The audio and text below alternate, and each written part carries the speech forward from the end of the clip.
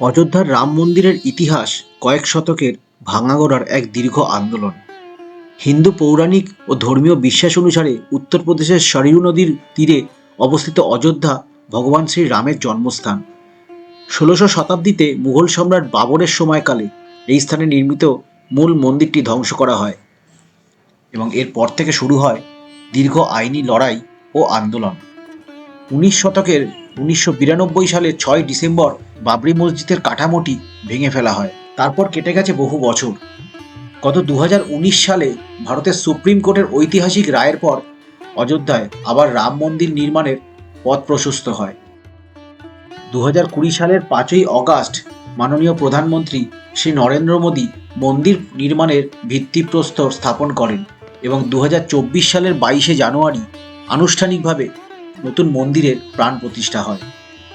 মন্দিরের প্রাণ প্রতিষ্ঠার পর থেকে সমগ্র ভারতবর্ষ এবং তার বাইরে থেকেও বহু মানুষ ছুটে এসেছে শ্রী রামের দর্শন পেতে এবং আশীর্বাদ নিতে। এই রাম মন্দির এবং গোটা অযোধ্যা জুড়ে রয়েছে শ্রী রামচন্দ্রের বহু ঐতিহাসিক কাহিনী, যার উল্লেখ বিভিন্ন পৌরাণিক গ্রন্থে পাওয়া যায়। তাই আপনারাও যদি অযোধ্যা আসার পরিকল্পনা করে থাকেন, তাহলে শুধু রাম মন্দির নয়, তার পাশে থাকা হনুমানগাড়ি এবং আরও বহু ঐতিহাসিক জায়গা আপনারা ঘুরে দেখতে পারেন। অযোধ্যায় ঘুরতে এলে আপনারা কোথায় কোথায় ঘুরবেন, কিভাবে ঘুরবেন এবং এর জন্য কত সময় লাগবে এবং কত খরচ হবে, তার সমস্ত তথ্য এই ভিডিও আমি আপনাদের সাথে শেয়ার করব। তাই ভিডিওটা স্কিপ না করে শেষ অবধি দেখার অনুরোধ রইল। আর যদি ভিডিওটা ভালো লাগে তাহলে অবশ্যই ভিডিওটা লাইক করবেন, আর আমার চ্যানেল নতুন এসে থাকলে আমার চ্যানেলটা অবশ্যই সাবস্ক্রাইব করবেন। এর আগের পর্বগুলিতে বেনারস ভ্রমণের বিভিন্ন তথ্য আমি আপনাদের সাথে শেয়ার করেছি, যার মধ্যে আমরা বেনারসে কোন হোটেলে ছিলাম, কিভাবে সমগ্র বেনারস আমরা ঘুরে দেখেছি এবং এর জন্য কত সময় লেগেছে এবং কত খরচ হয়েছে তার বিস্তারিত উল্লেখ রয়েছে। কাশী বিশ্বনাথ মন্দিরে পুজো দেওয়ার সঠিক সময় এবং সঠিক পদ্ধতিও ছিল সেই ভিডিও। সেই ভিডিও যদি আপনারা না দেখে থাকেন, ডেসক্রিপশন বক্সে এবং আই বাটনে সেই সমস্ত ভিডিওর লিঙ্ক দেওয়া আছে, আপনারা চাইলে দেখতে পারেন। আশা করি আপনাদের ভালো লাগবে।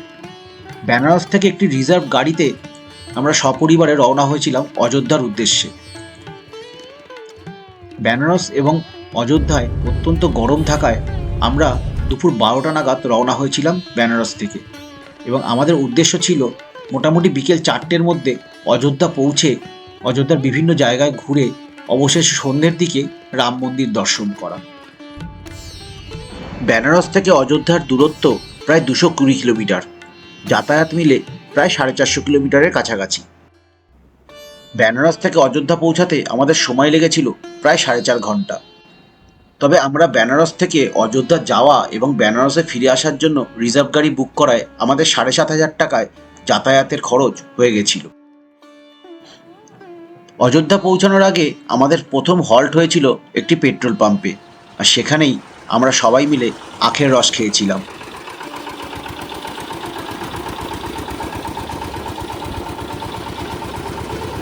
কিরে, দার্জিলিং থেকে এসে কেমন লাগছে? গরমটা ১২ ডিগ্রিতে ঠান্ডায় ভালো লাগছিল না, ৪২ ডিগ্রিতে কেমন লাগছে? থাকবি গরমে? কেন, তুই তো বলছিলি গরমে থাকবি, ঠান্ডা ভালো না। মাত্র মিনিট ৫-এর হল্ট, তাড়াতাড়ি আখের রস খেয়ে আমরা আবার রওনা হলাম অযোধ্যার উদ্দেশ্যে। বেনারস থেকে রওনা হয়ে বেশ কয়েকটি টোল প্লাজা পেরিয়ে প্রায় ২.৫ ঘন্টা পর আমরা এসে দাঁড়িয়েছিলাম জনপুরের কাছে একটি ভেজ ধাবায় দুপুরের লাঞ্চ সারার জন্য। তো অবশেষে আমরা একটা হোটেল পেয়েছি, রেস্টুরেন্ট, এসি রেস্টুরেন্ট, এসি না কুলার চলছে, যেখানে পেঁয়াজ ছাড়া আমাদের খাবার বানিয়ে দেবে, কারণ আজকে মঙ্গলবার আর যাচ্ছি আমরা শ্রীরাম মন্দির দর্শন করতে, হনুমানগাড়িও যাব, তাই একদমই আমরা ভেজ খাবার খাবো। পেঁয়াজ রসুন ছাড়া বলা হয়েছে, ওটা বানিয়ে দেবে। আমরা 11:30টায় স্টার্ট করেছিলাম বেনারস থেকে, এখন বাজে 2টো, 2.5 ঘন্টায় আমরা মোটামুটি হাফ রাস্তা পার করে দিয়েছি। আমরা 3টের মধ্যে রওনা দেবো, আর 4টে, 4:15-এর মধ্যে পৌঁছে যাবো অযোধ্যা, তখন গরমটা অনেকটা কমে যাবে। এমনি রেস্টুরেন্টটা বেশ ভালোই, খারাপ না, দেখা যাক খাবার কীরকম দেয়। তো আমরা এখানে অর্ডার করেছি ডাল ফ্রাই, স্টিম রাইস, পনির ভুজিয়া আর আলু জিরা। এই মোটামুটি আপাতত পেঁয়াজ রসুন ছাড়া পাওয়া যাবে। আমরা অর্ডার করেছি, কিছুক্ষণের মধ্যেই আসবে, আর ততক্ষণ আমাদেরকে বসে থাকতে হবে। সবার প্রচণ্ড খিদে পেয়েছে, আর তার সাথে গরমে অবস্থা খারাপ। তো সব খাবার দাবার চলে এসছে, প্রচণ্ড খিদে পেয়েছে, তাড়াতাড়ি আমাদের খেতে হবে, কারণ এখান থেকে অনেকটা রাস্তা আছে। আমাদের মোটামুটি 4:30-র মধ্যে রাম মন্দির পৌঁছাতে হবে, তাহলে ওখানে ঘন্টা 3 থাকবো, আর সেখান থেকে তারপরে সব দেখে টেকে আবার 7:30টায় রওনা দিলে আমরা মোটামুটি 11টার মধ্যে বেনারস পৌঁছে যাবো। বেনারস জংশন থেকে আমাদের ট্রেন। দুপুরের খাওয়া দাওয়া সেরে আমরা আবার রওনা হলাম অযোধ্যার উদ্দেশ্যে। বাইরের তাপমাত্রা এতটাই বেশি ছিল যে একবার এসি গাড়িতে উঠলে কেউ আর গাড়ি থেকে নামতে চাইছিল না। দুপুরের খাওয়া দাওয়া সেরে এসির মধ্যে কিছুটা বিশ্রাম নিতে নিতেই আমরা পৌঁছে গেলাম অযোধ্যায়। তো আমরা এখন এসে পৌঁছেছি অযোধ্যায়, আর এখন সময় হচ্ছে ঠিক 4:30। 11:30টায় স্টার্ট করেছিলাম, মাঝখানে আধ ঘন্টা 40 মিনিট খাওয়ার ব্রেক। তো আমাদের মোটামুটি 4 ঘন্টা মতো, 4.5 ঘন্টা মতো সময় লাগবে। আমরা চলে এসেছি আমাদের ফার্স্ট স্পটে, এটা হচ্ছে সরোজ নদী। ये अयोध्या का सबसे प्राचीन नदी है।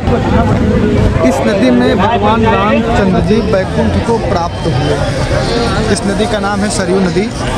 मानसरोवर कैलाश पर्वत से बह करके आती हैं, बिहार गंगा पट्टनम जा करके मिल जाती हैं। इस नदी का पहला नाम है सरयू और इसका दूसरा नाम है नेत्रजा। সরিয়ু নদীর পর আমরা এসে পৌঁছেছিলাম আমাদের দ্বিতীয় স্পট সীতা কি রসোইয়ের সামনে। সেখানেই ছিল লম্বে হনুমানজির মন্দির। 1992 সালে বাবরি মসজিদ ভাঙার পর পুলিশ যখন গুলি চালিয়েছিল, তখন এই রাস্তাতেই বহু মানুষের প্রাণ গেছিল। এই রাস্তার পাশেই রয়েছে সীতা কি রসোই। শ্রী রামচন্দ্রের বিবাহের পর সীতামাতা এবং শ্রী রামচন্দ্র এখানেই প্রথমবার এসেছিলেন, এবং মা অন্নপূর্ণা এখানেই সীতামাতা এবং শ্রী রামচন্দ্রের জন্য ভোগ রান্না করেছিলেন। সীতা কি রসোই দেখে আমরা রওনা হলাম হনুমানগড়ি এবং রাম মন্দিরের উদ্দেশ্যে। টোটোয় করেও অযোধ্যার বিভিন্ন জায়গা ঘুরে দেখা যেতে পারে, এবং এর জন্য আপনারা গাইডও ভাড়া করতে পারেন। কতগুলি জায়গা ঘুরে দেখাচ্ছে তার উপর এই গাইডের রেট নির্ভর করে। 4 থেকে 5টি জায়গা ঘুরিয়ে দেখার জন্য গাইড সাধারণত 200 থেকে 250 টাকা চার্জ করে থাকে। টোটোর ভাড়াও আপনি কতগুলি জায়গা ঘুরে দেখতে চান তার উপর নির্ভর করে। প্রচণ্ড ভিড়ে আমাদের গাড়ি নিয়ে আমরা রাম মন্দিরের কাছে পৌঁছাতে পারলাম না। রাম মন্দিরের থেকে প্রায় 1 কিলোমিটারের আগেই আমাদের গাড়ি থেকে নেমে যেতে হলো, কারণ মন্দিরের আশেপাশে সমস্ত পার্কিং ফুল হয়ে গেছিল। টোটোয় আমাদের ভাড়া পড়লো 10 টাকা জনপ্রতি, মোট 50 টাকা দিয়ে আমরা এসে পৌঁছালাম অযোধ্যার রাম মন্দিরের সামনে। রাম মন্দিরের প্রাণ প্রতিষ্ঠার আগেই আমি অযোধ্যায় ঘুরে গেছিলাম, আর তখনই মনে মনে ঠিক করেছিলাম সপরিবারে এসে প্রভু রামচন্দ্রের দর্শন করব। সেই স্বপ্নই অবশেষে পূরণ হতে চলেছে। তবে অযোধ্যার স্থানীয়রা মনে করেন শ্রী রামচন্দ্রের দর্শনের জন্য অনুমতি নিতে হয় শ্রী হনুমানজির। তাই আমরা রাম মন্দিরে প্রবেশ না করে এগিয়ে চললাম হনুমানগড়ির দিকে। পৌরাণিক মতে দাপর যুগে যখন শ্রী রামচন্দ্র বনবাস থেকে ফিরেছিলেন, হনুমানজি তার সাথেই এই অযোধ্যায় এসেছিলেন, এবং রাম মন্দিরের থেকে মাত্র 300-400 মিটার দূরে থাকা হনুমানগড়িতেই তিনি বসবাস করতেন। আর আজকে হনুমানজির একটা বিশেষ পুজো আছে, তাই জন্য পুরো রাস্তা চারিদিকে বন্ধ, সব জায়গায় ভান্ডারা দেওয়া হচ্ছে, প্রচণ্ড ভিড়। আর এখান থেকে রাম মন্দির হেঁটে মোটামুটি 100-150 মিটার হবে, আর তারপরে হচ্ছে হনুমানগড়ি। তো 250 মিটার হাঁটতে হবে আমাদের হনুমানগড়ির জন্য। হনুমানগড়ি দর্শন করে তারপরে আমরা যাব রাম মন্দিরে। তো আমরা পৌঁছে গেছি হনুমানগড়ির এন্ট্রান্সে। জয় বজরঙ্গী, জয় বজরংবলী। হনুমানগড়িতে মন্দিরের বাইরেই রয়েছে লাড্ডুর দোকান এবং ফুলের দোকান। সেখান থেকে লাড্ডুর প্রসাদ এবং ফুলের মালা কিনে আমরা পৌঁছালাম হনুমান মন্দিরের ভেতর। সময় তখন প্রায় বিকেল 5:30। আমরা এসে হনুমানগড়িতে হনুমানজির দর্শনের জন্য লাইনে দাঁড়িয়ে পড়েছিলাম। অসংখ্য মানুষ ভিড় জমিয়েছে মন্দিরের সামনে, উদ্দেশ্য একটাই, হনুমানজির দর্শন পাওয়া। আর চারিদিকে তখন শোনা যাচ্ছে শ্রীরামের নাম। জয় শ্রীরাম, জয় শ্রীরাম, জয় শ্রীরাম।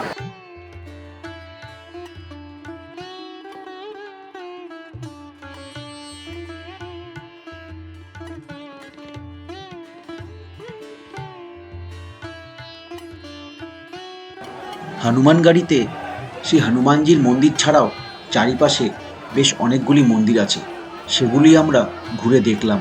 সমগ্র মন্দিরটি অত্যন্ত সুন্দর কারুকার্য দিয়ে এবং চিত্রকলা দিয়ে সাজানো।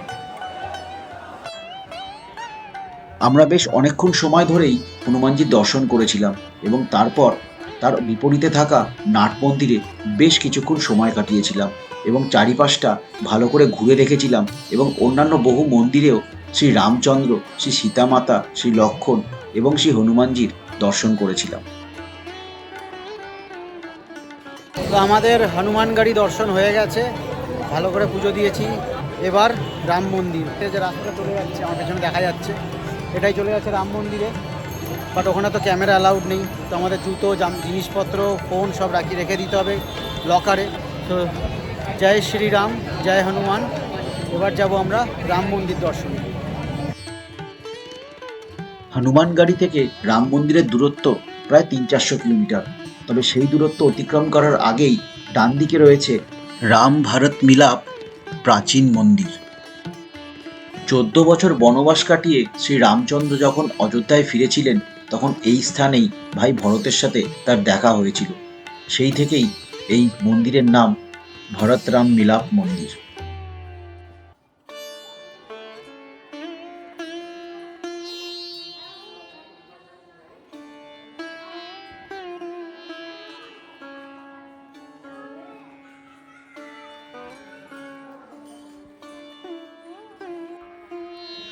এই প্রাচীন মন্দিরে একটি কুয়ো রয়েছে, যেটিকে এখন লোহার খাঁচা দিয়ে বন্ধ করে দেওয়া হয়েছে।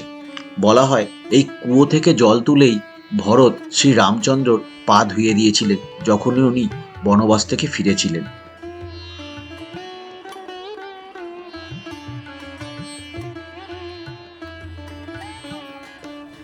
মন্দিরটি বেশ বড় এবং এর পাশে একটি ওপেন গ্যালারিও বানানো আছে বসার জন্য।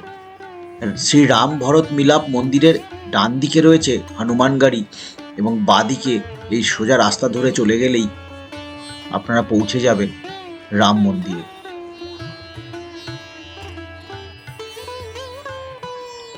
হনুমানগাড়ি থেকে রাম মন্দিরে যাওয়ার রাস্তায় লাইন দিয়ে বেশ কয়েকটি দোকান রয়েছে। সেই সমস্ত দোকানে অযোধ্যার বিভিন্ন ধরনের জিনিসপত্র বিক্রি হচ্ছে। এছাড়াও এখানে বেশ কয়েকটি মন্দির রয়েছে।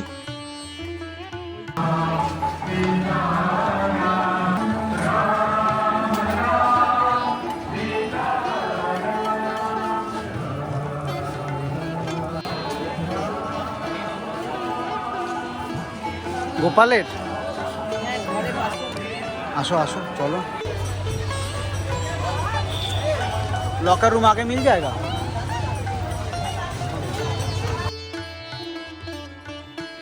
সময় তখন সন্ধে 6:30। অবশেষে আমরা এসে পৌঁছেছি রাম মন্দিরের সামনে। মন্দিরের পাশেই বড় বড় শেড বানানো আছে, যার ভিতরে রয়েছে আঁকাবাঁকা লাইন। সেই লাইন ধরে অন্যান্য মানুষের মতোই আমরাও এগিয়ে চললাম লকার রুমের দিকে।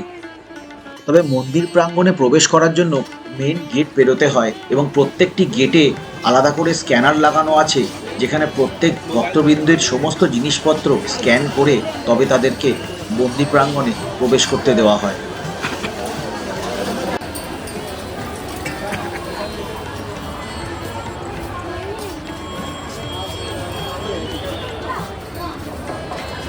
अरे बाप रे, इतना धक्का धक्की।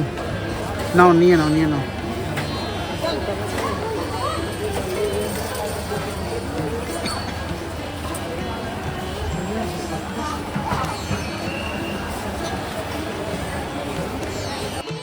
মন্দির প্রাঙ্গণের ভেতরে বেশ অনেকগুলি লকার রয়েছে মোবাইল ফোন, ইলেকট্রনিক গ্যাজেটস এবং অন্যান্য সামগ্রী জমা রাখার জন্য।